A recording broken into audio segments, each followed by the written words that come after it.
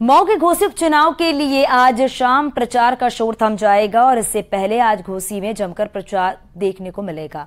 BJP आज road show करेगी। इस रोड शो में बीजेपी प्रत्याशी दारा सिंह चौहान के अलावा बीजेपी सांसद मनोज तिवारी, नंदगोपाल नंदी, दयाशंकर सिंह, AK शर्मा, सूर्य प्रताप शाही, अनिल राजभर, दानिश आजाद अंसारी, आशीष पटेल, SB के राष्ट्रीय अध्यक्ष ओम प्रकाश राजभर, निषाद पार्टी के राष्ट्रीय अध्यक्ष संजय निषाद शामिल होंगे। वहीं हम बताते चले आपको समाजवादी पार्टी भी प्रचार प्रसार करने में जुटी हुई है और समाजवादी पार्टी के नेता शिवपाल सिंह यादव, विधायक मनोज पांडे, राम गोविंद चौधरी, प्रदेश अध्यक्ष नरेशोत्तम पटेल सुधाकर सिंह के लिए वोट मांगेंगे।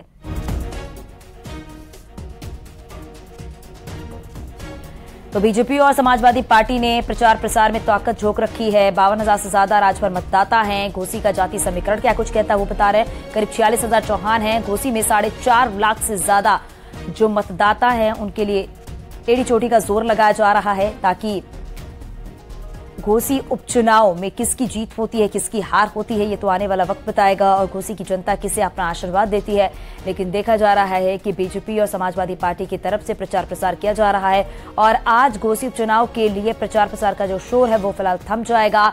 लेकिन बीजेपी की तरफ से प्रचार प्रसार आज भी किया जाएगा। वहीं समाजवादी पार्टी के जो भी नेता हैं वो भी पहुंचेंगे घोसी उपचुनाव पर प्रचार प्रसार करने के लिए। तो बीजेपी से दयाशंकर और साथ ही आपको बताते चले कि किस तरीके से दारा सिंह चौहान जो हैं वो बीजेपी की तरफ से उम्मीदवार है और समाजवादी पार्टी की तरफ से देखा जा रहा सुधाकर सिंह जो हैं चुनावी मैदान में हैं। राजीव हमारे सहयोगी हमारे साथ जुड़ गए हैं। राजीव, क्योंकि आज घोसी उपचुनाव के लिए प्रचार प्रसार का शोर जो है वो थम जाएगा, लेकिन देखा यह जा रहा है कि दोनों के बीच ही कड़ा मुकाबला नजर आ रहा है। घोसी विधानसभा उपचुनाव में सपा और भाजपा के बीच कड़ा मुकाबला देखने को मिल रहा है और साथ ही साथ जो एनडीए और इंडिया गठबंधन है उसका भी लिटमस टेस्ट ये चुनाव होगा, जिसको देखते हुए दोनों ही पक्षों के सियासी दलों ने अपनी पूरी ताकत झोंक दी है। आज चुनाव प्रचार का अंतिम दिन है।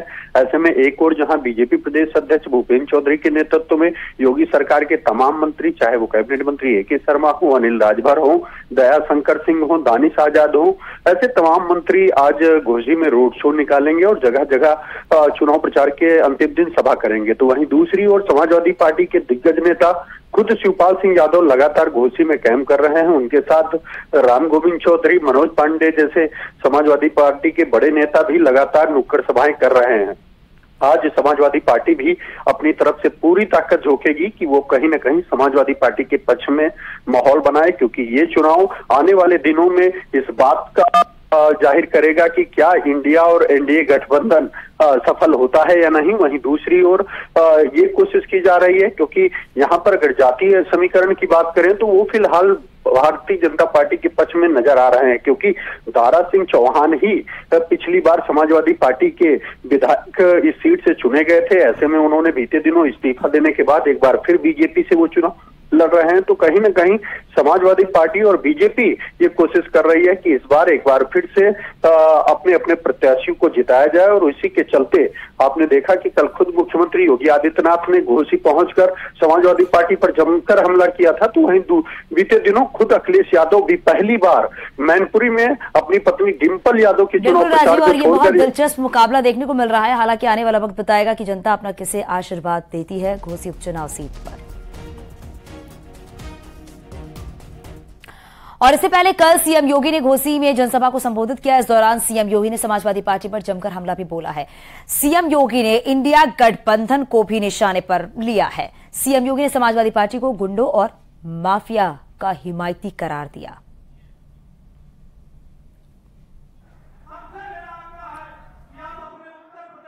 देश के साथ दगाबाजी करने वाले दंगाबाज लोग मोदी जी को रोकने के लिए अनेक षड्यंत्र करते हुए दिखाई देते हैं, लगातार षड्यंत्र करते हैं, देश में अराजकता और अफवाह फैला करके अव्यवस्था पैदा करने का प्रयास करते हैं।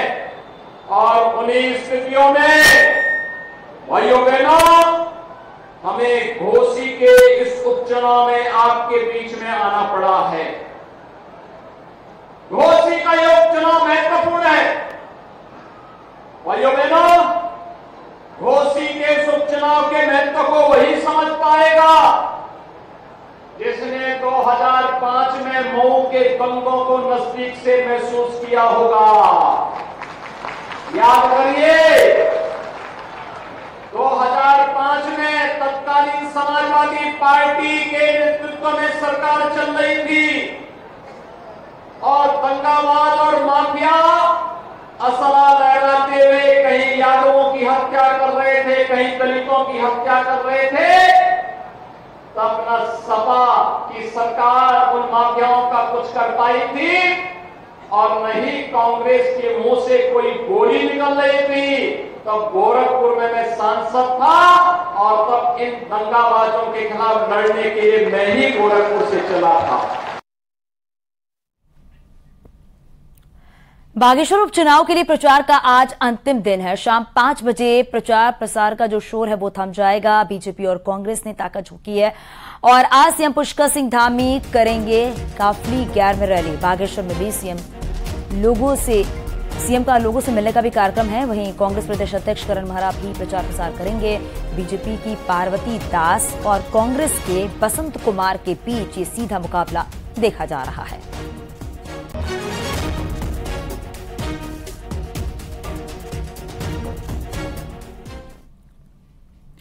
बागेश्वर उपचुनाव को लेकर प्रचार अंतिम दौर में है और शनिवार को सीएम पुष्कर सिंह धामी यहां प्रचार के लिए पहुंचे। सीएम पुष्कर सिंह धामी ने बीजेपी प्रत्याशी पार्वती दास के समर्थन में रोड शो किया और शहर की मुख्य सड़कों से होकर रोड शो निकला है और इस दौरान बड़ी संख्या में बीजेपी कार्यकर्ता भी रोड शो में शामिल हुए। सीएम धामी ने लोगों को संबोधित भी किया और कहा है कि बागेश्वर में जो काम चंदन रामदास ने किया है उन्हीं कामों को अब पार्वती दास आगे बढ़ाएंगे। सीएम धामी ने पार्वती दास को बड़े अंतर से जीत दिलाने की भी अपील की। रोड शो करने के बाद सीएम धामी हमारे साथ हैं और जी सर, जैसे कि आज बागेश्वर पहुंचे हैं, रोड शो भी आपने किया है, तो कैसे जनसंपर्क मिला है? यहाँ पर मैं आज प्रातःकाल से यहाँ हूँ, तो पहले गरुड़ क्षेत्र में था और फिर बागेश्वर में आज जनसंपर्क किया, रोड शो किया गया। वहाँ पर एक सभा का आयोजन हुआ। दोनों ही कार्यक्रम बहुत ऐतिहासिक थे। बहुत बड़ी संख्या हमारी मातृशक्ति की, नौजवानों की, बड़े बुजुर्गों की, हर वर्ग की रहा है। तो लोग यहाँ के विकास को चुन रहे हैं, विकास के लिए आगे आ रहे हैं। और पहले के भी जो उपचुनाव हुए हैं, चंपावत का उपचुनाव हुआ है, वहाँ भी लोगों ने व्यक्तिगत हार जीत से ज़्यादा विकास को प्राथमिकता दी है। यहाँ भी लोग उसी प्रकार का ट्रेंड यहाँ भी दिखाई दे रहा है। हर वर्ग के लोग आज मुझे मिले हैं। यहाँ पर सीनियर सिटीजन मिले हैं, व्यापार मंडल के लोग मिले हैं, अधिवक्ता परिषद के लोग मिले हैं, बहुत सारे सामाजिक संगठनों के, धार्मिक संगठनों के लोग मिले हैं। सभी लोगों ने आज कहा है कि हम भारतीय जनता पार्टी को समर्थन दे रहे हैं और विकास को चुनेंगे, क्योंकि आज हमारे आदरणीय प्रधानमंत्री मोदी जी के नेतृत्व में जो उत्तराखंड के लिए अनेकों योजनाएं चली हैं और स्वर्गीय चंदन रामदास जी ने जो इस क्षेत्र के विकास के लिए जो सपने सोचे थे, जो प्रस्ताव उन्होंने आगे बढ़ाए थे, उन सभी प्रस्तावों पर हमने काम किया है और पिछले 3 महीनों में हमने सारे प्रस्ताव स्वीकृत कर दिए हैं। उनके टेंडर भी हो चुके हैं।